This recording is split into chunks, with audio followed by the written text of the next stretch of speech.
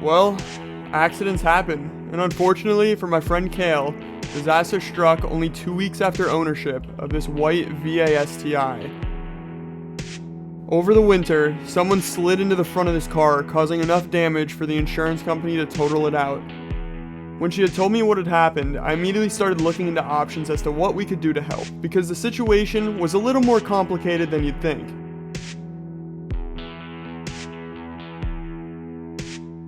So here's Kale's new 80,000 mile clean title STi.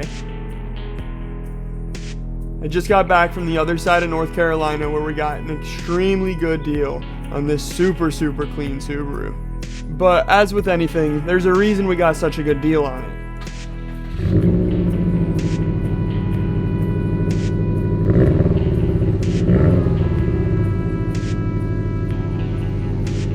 Unfortunately, it's picked up a pretty bad addiction to vaping.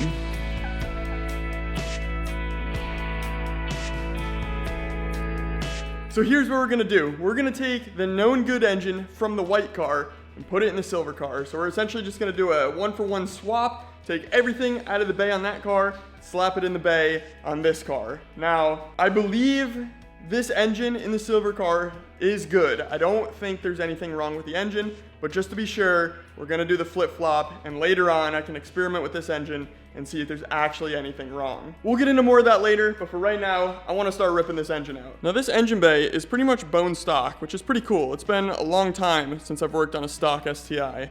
We even still have the factory airbox in the car.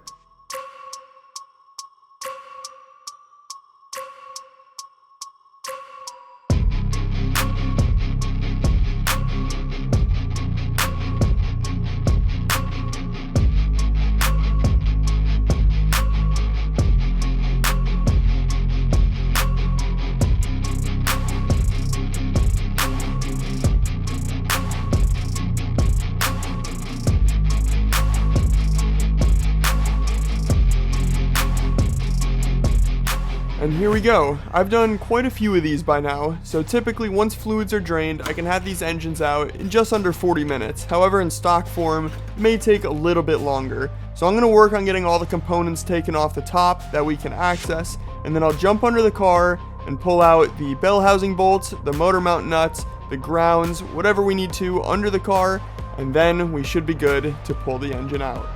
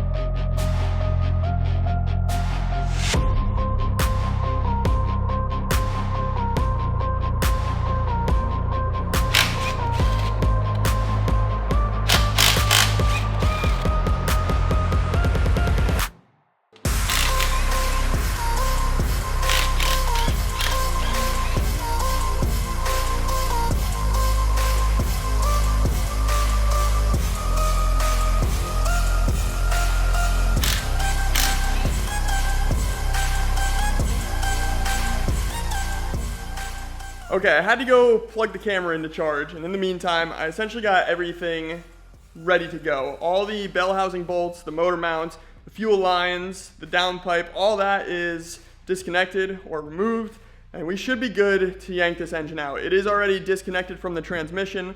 Normally when the engine has been separated before, it's a lot easier. Normally they'll just kind of fall apart. Sometimes they actually get like seized onto the transmission, onto the bell housing.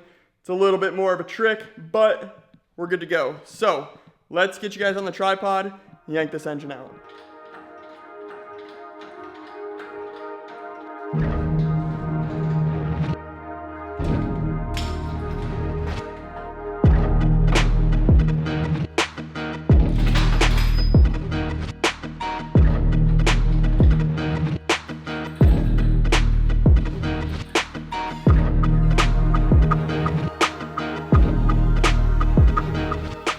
Engine is now out of the car, and we'll talk about this in a second, but first, I want to get this car backed out of here and make room for the white car to come in.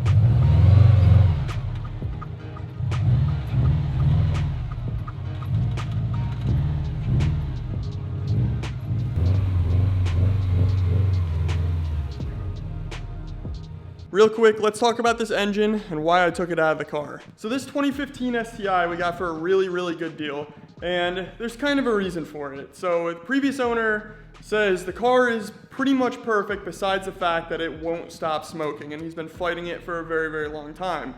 Now, the story he told me when I went to pick it up, and I might be messing some things up because it's been a little while, but I believe the owner before him, he owned the car twice. He owned it, he sold it to someone, and then he ended up buying it back. The owner that had it in the middle, I guess something happened. He got the heads replaced, and when they replaced the heads, they put some aftermarket heads or some situation like that on it. It burnt valves, and it dumped a ton of oil into the exhaust manifold, up pipe, turbo, downpipe, and the exhaust. That's my guess, right? He showed me the burnt valves out of the old heads, and yeah, they were pretty bad. But he had the heads replaced by a reputable shop. Everything looks good from what I'm looking at now. My guess is that he had everything replaced, but what he didn't replace was the exhaust manifold, the up pipe. He did put a different turbo on it. It's just a Max X speeding rods, or whatever that brand is. Put one of them on just to see if that was the issue, but also didn't replace the downpipe or the exhaust. So I think there was so much oil in all those parts, you'll never burn it all out. So the best thing to do is just replace it all, unless you want to hang that thing at red line for hours. I can show you the back of the turbo right now. There is a lot of oil, and there's a lot of oil in the exhaust. So my guess is everything on the engine is probably good. We just need to replace all the hot parts on the outside of the engine, if that makes sense. So yeah, let me show you the turbo. So looking in here, if I take my finger, I'm literally just pulling oil off of this thing. And then same thing down here with the exhaust. Take a finger in there. Look at that. There is so much oil caked and probably stuck in that cat and the cat back there, and you'll probably never get it all out. So when we have time, I want to pull the manifold off, and if the heads are caked with oil, then we know there might still be an issue in the heads. But if the heads are dry and the manifold has oil in it, then we know, okay, it's probably just the parts on the outside of the engine were never cleaned or replaced, and that's probably why it's still smoking. Apparently, whenever this happened and that he burnt the valves or whatever to cause all this oil issue, whoever was behind him said it was like just spewing oil out the exhaust. So clearly that thing just got, destroyed and flooded out with oil. You'll never get it all out. So once we get the engine out of the white car into the silver car and get the silver car to Kale, then I will take these headers off and see what's going on. But I want to get this car done for her, so I'm gonna quit yapping. Let's get the white car in here and start tearing into that thing.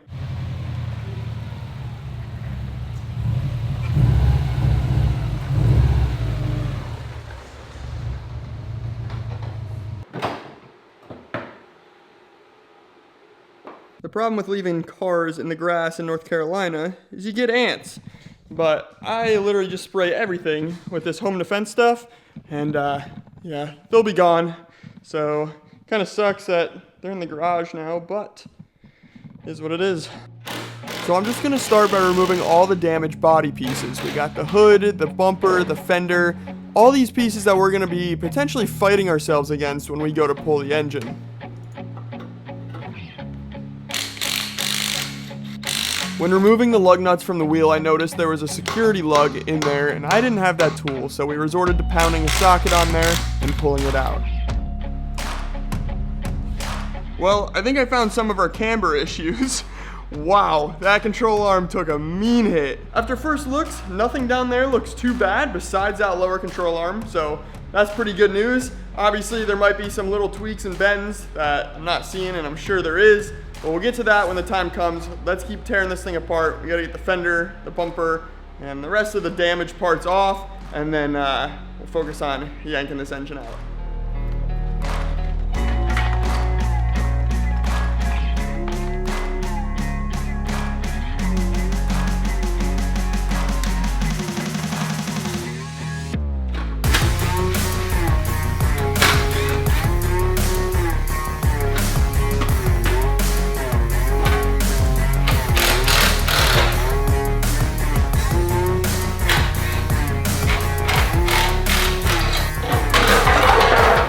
While I'm removing these damaged parts, I do want to bring up the fact that someone removed the Brembo calipers and replaced them with some power stop calipers.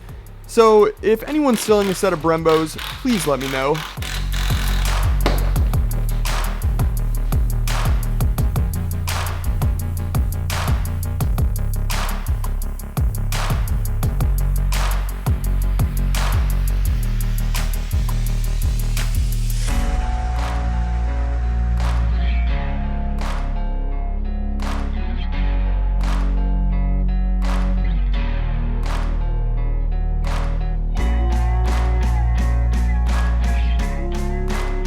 With all the damaged body parts now removed, we can move into the engine bay and start prepping for this engine removal. However, since you just watched me do this on the other car, we'll just skip to the good part. Alright, engine is ready to come out after I vacuum up all these goodies from whatever ecosystem she had living in here. But here's the deal, this car fought me a good bit in the exhaust department. It is a northern car, it came from Maine, so as you can expect, it's a decent bit of rust. Nothing we can't clean up, but every single bolt looked like this. So as you can imagine, I was fighting for my life with my best friend, Burns-O-Matic over here. But we got it off, no biggie. So I'm going to clean up the shop. And like I said, this engine is good to come out. As soon as we hook a hoist up to it, we'll rip it out. But I think I'm gonna do it in the morning, and that way, as soon as we get it out, we can transfer it into the other car. I'm gonna look and inspect the rear main seal, and hopefully the clutch is good, because I don't have another clutch here. But as long as everything looks good, we'll swap it over, and we'll get that other car running. So, I guess I'll catch you guys in the morning.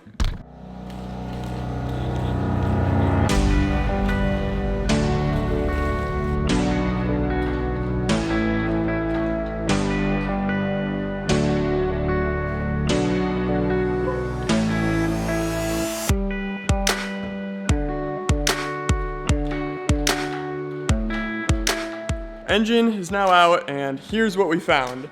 Flywheel, you know, little rusty, not too bad. Clutch, also not horrible, but not the greatest. Motor mounts in two pieces. The other half is, well, still on the bottom of the engine. So those are gonna get replaced. And throwout bearing, yeah. Everything's a bit crusty, so here's what I'm gonna do. I'm gonna go ahead and get the motor mounts off the other engine. We'll give her those, and then same thing with the clutch. So the clutch in the other car is pretty much brand new by the looks of it. So we're gonna give her the flywheel, the clutch, the pressure plate from that engine, and then we're also gonna replace the rear main seal because, yeah, look at this. This one is no bueno.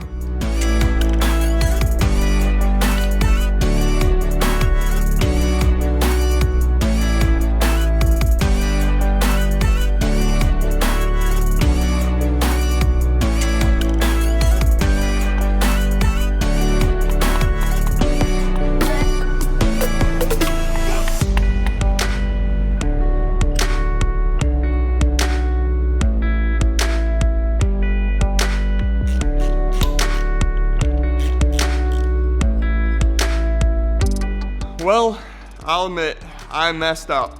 I kind of relied too much on the tool. I should have knocked it in a little bit by hand just to make sure everything was going smooth, but I didn't. So, unfortunately, when you pull these back out, you do have to kind of destroy them. So, I got 2 more coming by 3 o'clock today, and we'll get that replaced.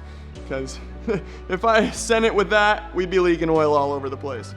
So while we waited for the new rear main seal to show up, I took this time to replace the motor mounts and get the rest of this engine 100% ready to drop in.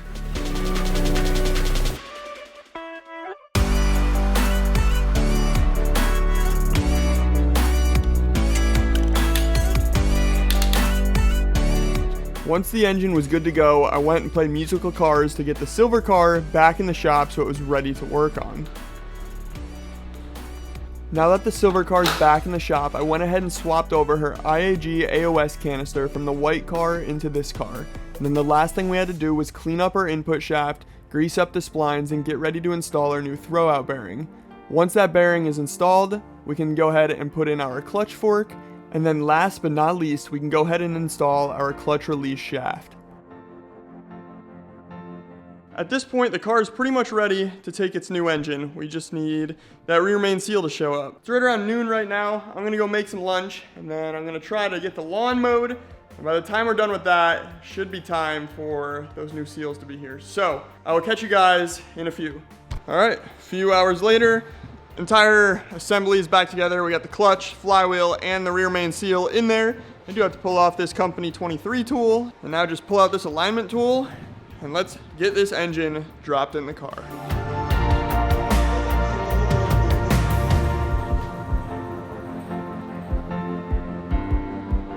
But unfortunately, just before I dropped the engine in the car, I noticed a small problem. Hey Kush. What's up? I want to show you something. Keep your eye on. Oh, go on. Alright. So, putting your engine in right now. As it's going in, I noticed that your timing cover, it's a plastic cover, got a hole in it there. Not the end of the world. With this cover, I can take it off this, and I'll just give you that one. But the back cover was also cracked, probably from the impact, because this is the side I got hit on. It's not too big of a deal because it's a timing belt, it's not a timing chain, so there's no oil in there that's gonna leak. The only thing you really got to worry about is like water and road grime getting in there. So I took some JB plastic weld and just kind of hit the back of it, so it's gonna be sealed. I would totally take it off and replace that, but your timing belt is, like the timing marks are worn off it, so I can't time the engine once I pull the cam gears off. So whenever you go to get like a timing belt service on this car, if and when you do, just have them replace that back cover when they do it. But it'll be fine for now, like nothing's gonna get in there. That's why I just sealed it up. And I can even paint it black if you want so it matches. But I just wanted to tell you, yeah, if you want, keep an eye on it, make sure it doesn't open up, but yeah, nothing should get in there. It's all plastic welded, so. Well, as I was putting the engine in, I noticed that this timing cover must have broken on impact when the car was hit. So I went ahead and replaced the front cover with the one off of that engine, but the back cover was also cracked. Problem is I can't replace that without pulling the cam gears off, and I can't pull the cam gears off unless I can retime the engine. And being that the belt in there doesn't really have the lines on it to align everything for the first time, it makes it really difficult to time the engine. So I hit it with some plastic weld, let Kale know, and whenever she goes to get her timing belt serviced, she'll just have that back cover replaced. So this plastic weld works really good. It's not gonna let anything go in there. and yeah, should be fine. So let's finish getting this thing dropped in and see where we can leave off tonight.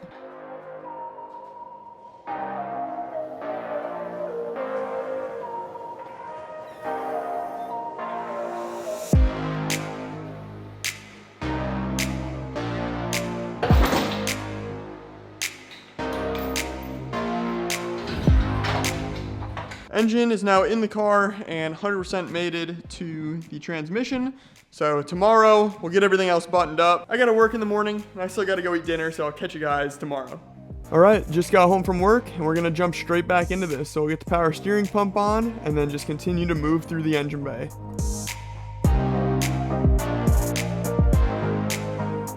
Now I did notice that her coolant expansion tank was also broken, so I went ahead and replaced it with the one off the other engine.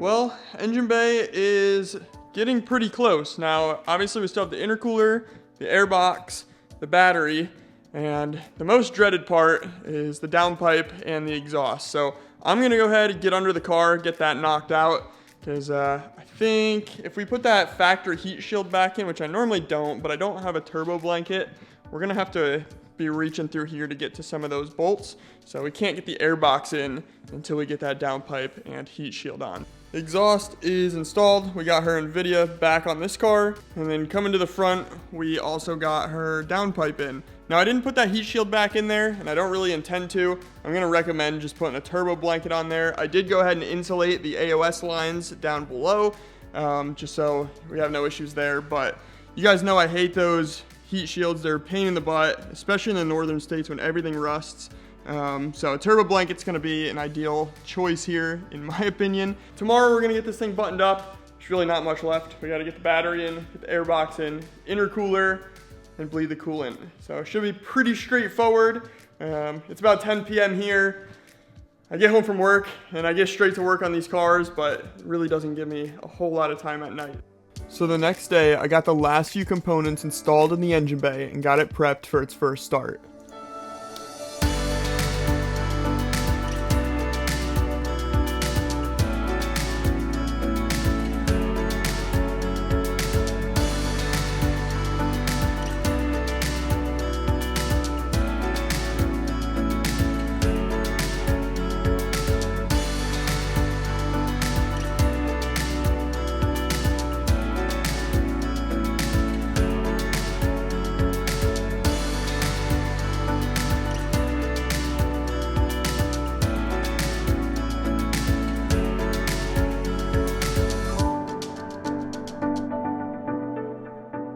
Coolant system isn't taking any more coolant, so we should be good to fire this thing up, let that kind of bleed through, and make sure everything is good to go. We'll fire it up, check for leaks. If all looks good, we'll let it run up to operating temp, let the coolant system bleed, and then we got one more thing to put on, and then we should be done.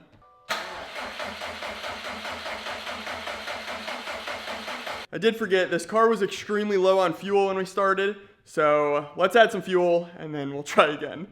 Along with forgetting to add fuel to the car, I also forgot to reinstall the fuse for the fuel pump, so that might help as well.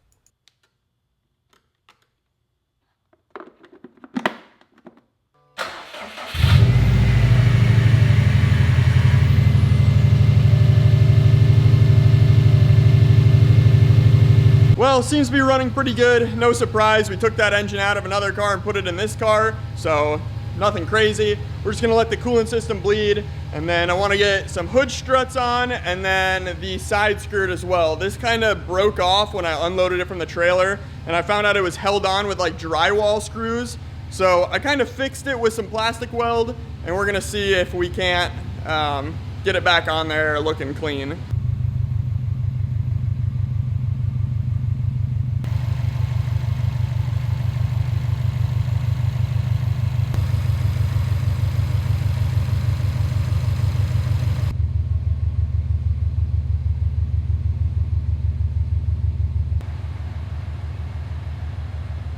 Okay, a couple minutes later, hood struts are in. We should be good to go. We can close this down. One thing we have to do is get the AC system filled up and pressurized, so we're gonna head to my buddy David's shop. Car's driving real good, no issues. Might need a little bit of an alignment, the wheel's a little bit to the left, but overall, yeah, this thing is pretty freaking solid. But I might have spoke too soon, because as I pulled into the shop, we noticed a lot of smoke coming from the engine bay.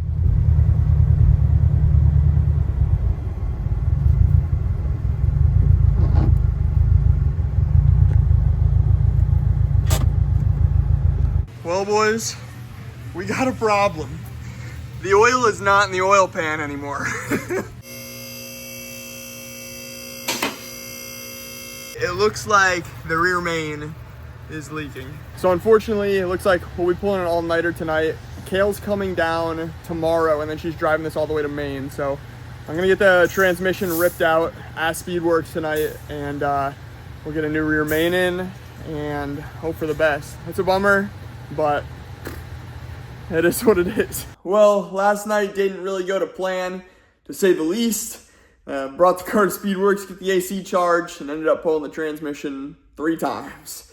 Obviously, we noticed a leak on the rear main seal, so got the transmission pulled off pretty freaking quick, and sure enough, rear main seal was literally shredded. Now, whether that was me messing up the install or there was a little bad spot on the crank, I don't know. Probably me messing up the install. Wouldn't be my first time with a rear main. Also, I've been hustling to get these done, so got that replaced, got the transmission all back in the car, went to engage the clutch fork, pushed the throw-up bearing into the clutch, and it would not lock in. So with that said, had to pull everything back out. Transmission came back out of the car, realized that the little lock assembly it somehow came apart when we put the transmission in.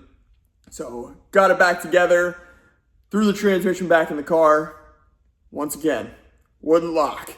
So pulled it all back out for a 3rd time, and realized that the little ring that sits on the back of the locking assembly had fallen between the clutch and the pressure plate. So I had to pull the pressure plate off, grab that piece, get it all reassembled again, and yeah, 3rd time's a charm. What should have been us getting out of there around 10:30, 11-ish, maybe midnight max, turned into Rodney and I there until right around 5:30 in the morning, I believe. And yeah, it was rough. I haven't slept in about 60 hours, and I got to go pick up Kale from the airport here in about 2, but we still need to get the AC charged on our car because never was able to do that because of the rear main seal issues last night. So I'm going to run that back over to Speedworks real quick, get that done, and just stack a few miles on it just to make sure it is good to go. But I think after what we went through last night, we're pretty dialed. So let's get that done, and then we will go pick up Kale in a few hours. Let's go back in and do a leak test. So it's like about 15 minutes.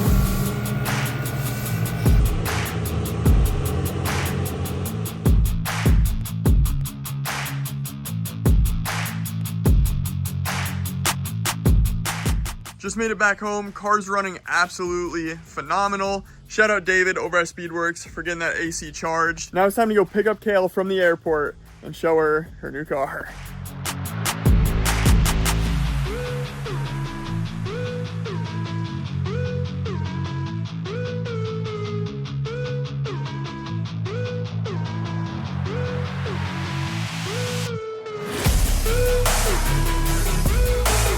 All right, boys, so this is K-Kush, and we took her rig for a ride last night. Forgive my shifting. I can't drive. Seemed like everything was good, right? We'll see in my 10-hour drive home today. Well, at least she's not going to Maine. She's going up to Connecticut, so a little bit shorter. I think the car will be fine, but she says at some point that she wants a fast car and that she wanted like an M2 comp or something like that. So, you know me, quickly kind of talked her out of that one and said, you know, if she makes it more than 2 weeks without getting in an accident, It was not my fault. she makes it more than 2 weeks and wires me 30 grand, we'll make her a fast car. So I think that's a pretty fair deal, right? Yeah, because I just have 30 grand laying around. Yeah, you know, no big deal, it's just money. That's all, that's what I think. You know, you skip food for a couple months and now you can buy a turbo kit. So anyways, we're gonna take her for a quick rip in the hatch. I gotta go get some fuel for it first because the gas light's on and I'm not trying to lean her out. So let's head over, grab some E85 and then I'll take her for a little ripski.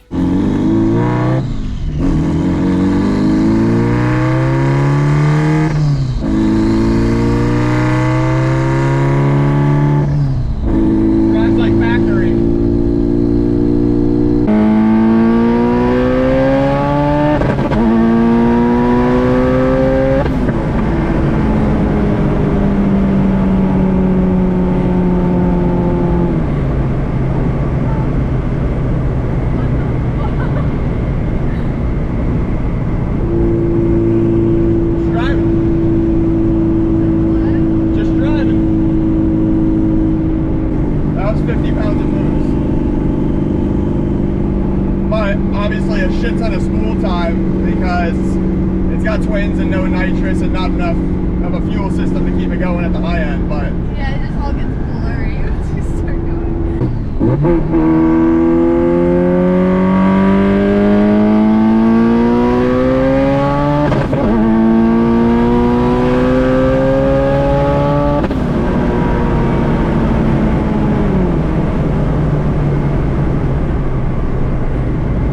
and she don't stop. She'll pull like that all the way through 6th gear.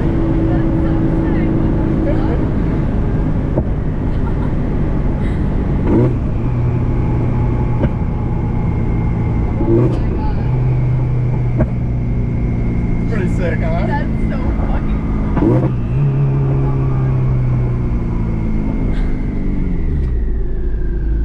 Jesus. Just shuts off.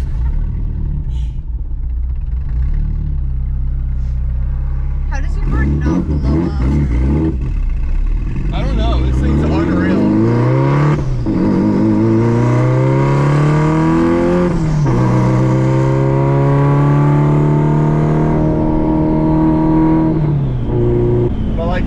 Setup on your car with like a 58, it wouldn't have any of that lag, but it would have that acceleration to really put you in the seat.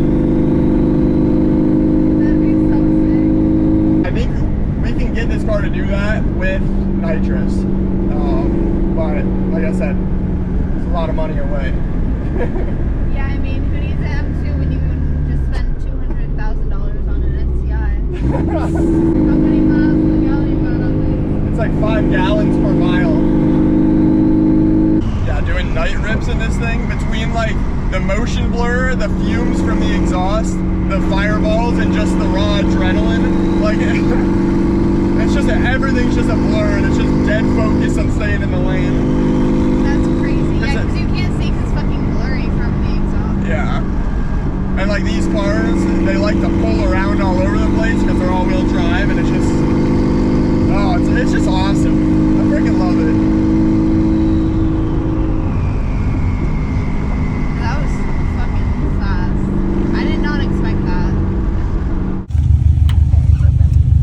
So Kale packed for a 6-month deployment for a one-night stay. For 2 weeks. Here's a bit of coolant in case you blow a head gasket. Oh, thank you. Yeah. Thank you for Long that. ride. I'll let you know if it blows up on the way home. Well, I hope not. I do have a trailer if it's got to come back though. Yeah, I'll give you a call. Don't worry. All right, thanks, K-Kush. All right, sick. Thank you so so much. Yeah, no It was problem. Nice to see you. I'll see you again. Yeah, enjoy it. We'll make this one fast at some point. If it Told doesn't ya. get hit between now and then. 2 weeks. Just gotta make it more than 2 weeks. I will. Don't worry. All right. Well, she's back. So I forgot to give her her title. Good thing I only made it 5 minutes There's down the that road. one. And then I need you to sign this one. That's Perfect. it, right? I think that's it. Thanks.